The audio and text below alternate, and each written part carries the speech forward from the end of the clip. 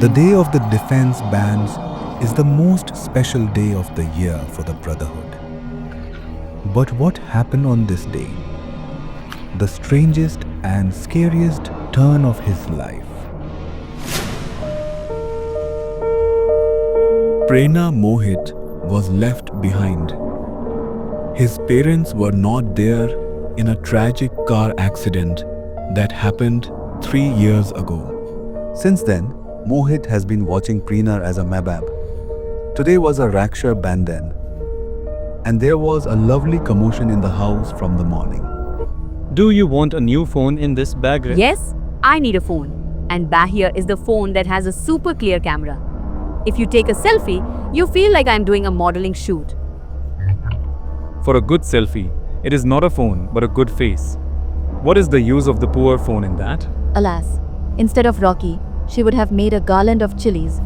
Then maybe you would have understood. Okay, Bob, don't be angry. I'll get a nice phone call for my dear sister. Sure. Doron Behenbai had celebrated Raksha Bandhan, and now there was a similar atmosphere going on between them. Only then suddenly the doorbell of the house was saved. When Mohit went and opened the door, there was a parcel man in front of him. But there was a strange smile on his face. He gave the parcel to Mohit and disappeared from there as soon as he chanted the direct ballad without asking for the odd. He was a very strange man. He didn't even ask for odd. Kerr will call later himself. What's in this parcel, brother? Hey, you said you want that horror story book. That's all he asked. Thank you, brother. Bring it on. When Prerna opened the box, there was another small box along with the book in it. As soon as he opened that second box, there was a game with the same name in the same book, and a note was also kept with it. Prerna took out the note and began to read. You are our first customer, and so this special horror game is just for you. The soul is fond of pat him, so try it once. But remember, if this game opens, the soul that will come will only come. You can't play. You can also stay. Wow! Now this new trend has also come to scare people. Self-consciousness is nothing. Do you know how many such games you have played in college? All drama just happens. But hey, there's something weird about this game. I mean, it looks a bit uncomfortable just by looking. I feel like I should put it in the dustbin. Oh, so that means Madam was scared. Otherwise, who said I was scared? Why would I be afraid? I just said it because I felt weird. Okay, so first do one thing. If you're not scared, let's play this game together tonight. Prerna had no intention of playing that game at all. But at the repeated request of his brother, he did not want to play that game with him that night. But at the repeated request of his brother, he did not feel like playing that game with him at all. She would turn off the lights of the room and light 4 candles and keep them in the 4 corners of the room.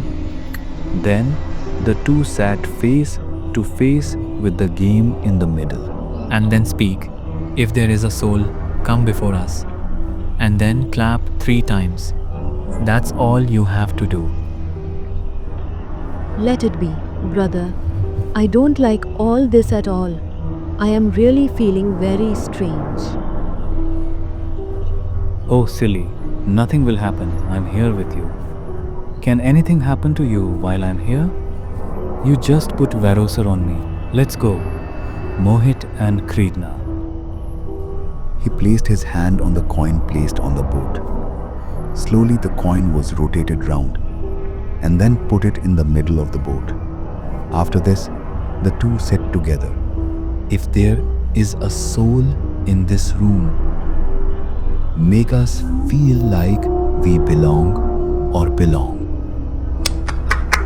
The room was filled with silence for a moment. No movement, no sound. Everything was the same. But then Mohit started laughing loudly.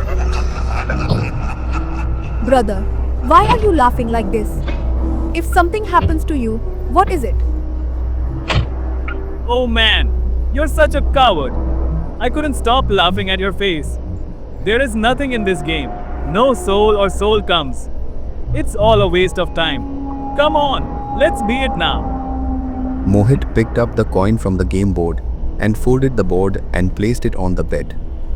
But as soon as they both turned around, It was then that a strange sound rang in his ears.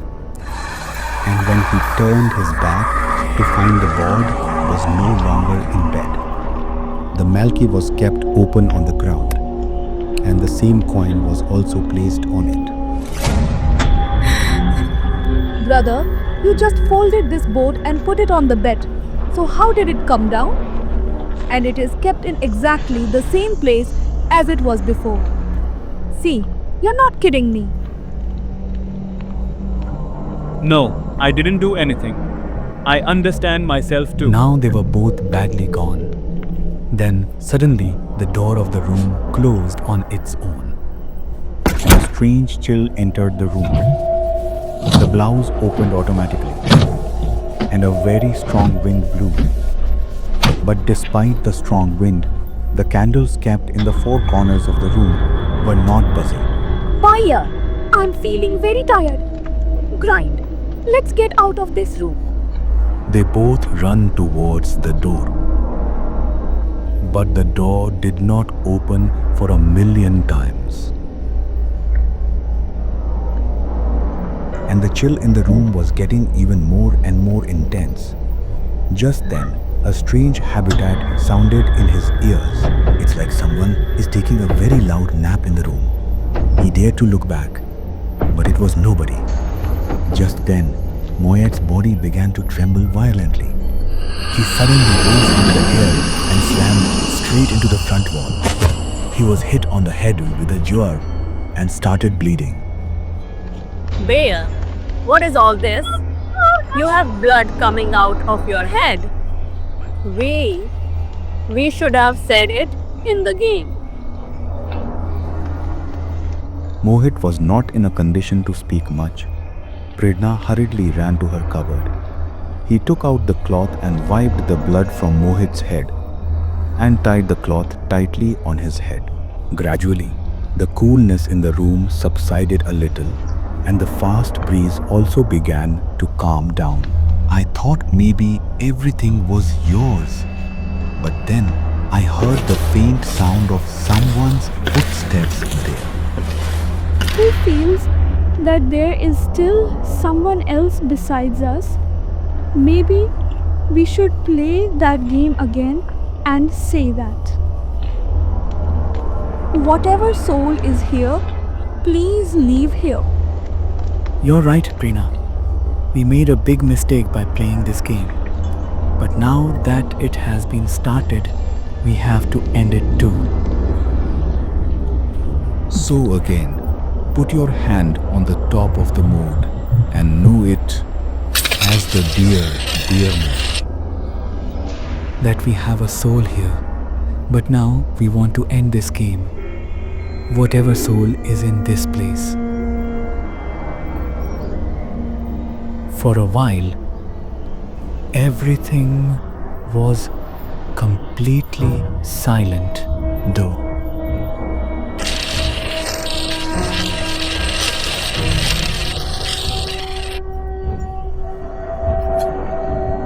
Before he could understand anything, suddenly he himself closed the door of the room.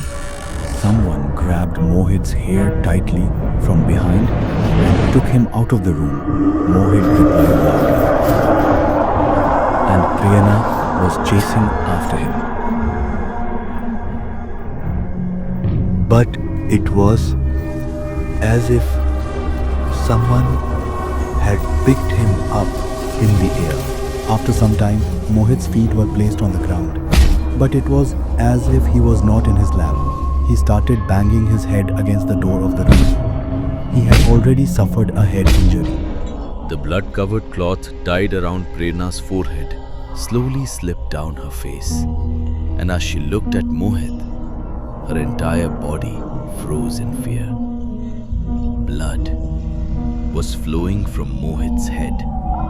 His eyes looked completely lifeless, and he was smashing his own head again and again against the wall. Thud, thud. "Brother, what are you doing?" Prerna screamed while crying. "Please stop! Something terrible will happen to you!" But Mohit did not stop. It was as if something else had taken control of his body. Finally, Mohit suddenly stopped moving. The room became silent. Only the sound of Prerna's heavy breathing echoed in the darkness. Slowly, Prerna walked towards him.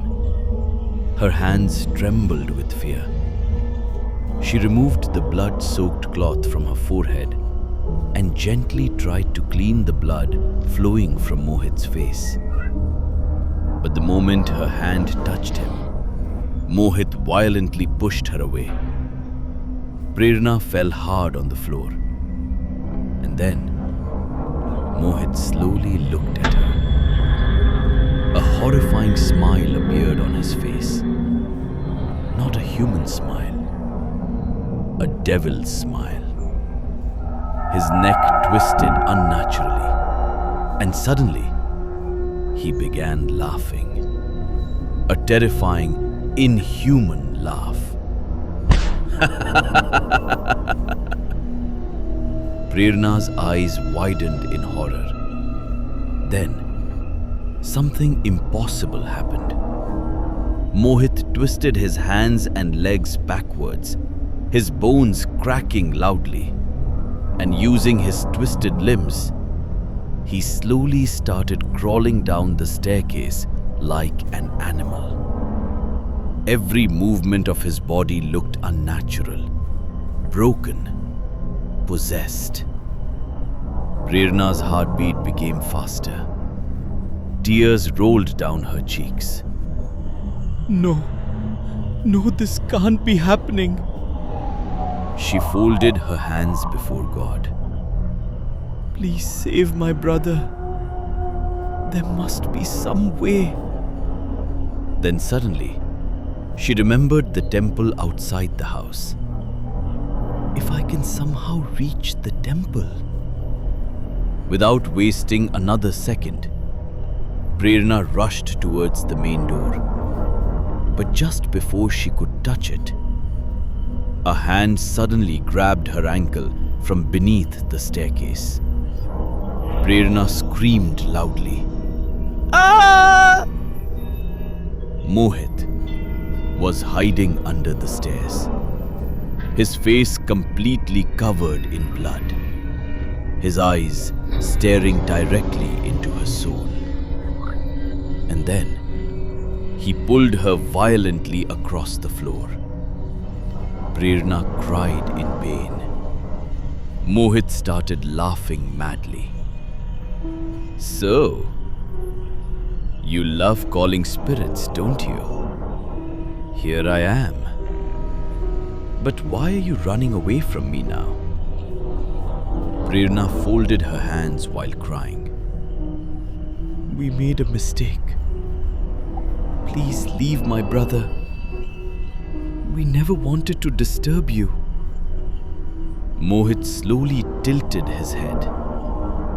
Then in a horrifying voice, he spoke. No. You called me. And now, I will leave only when I want. I am alone. And now, I want both of your souls. Forever. Prerna's eyes filled with tears. No. I won't let anything happen to my brother. The spirit inside Mohit burst into loud laughter. Suddenly, crack! Mohit twisted his own hand violently. The sound of his bones breaking echoed through the house. He screamed in pain. Prerna immediately tried to run towards him. But as she moved closer, Mohit began hurting himself even more. Stop! Please!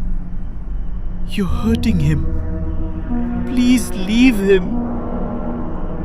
The spirit whispered softly. Oh, so his pain hurts you? Then let me end your pain forever.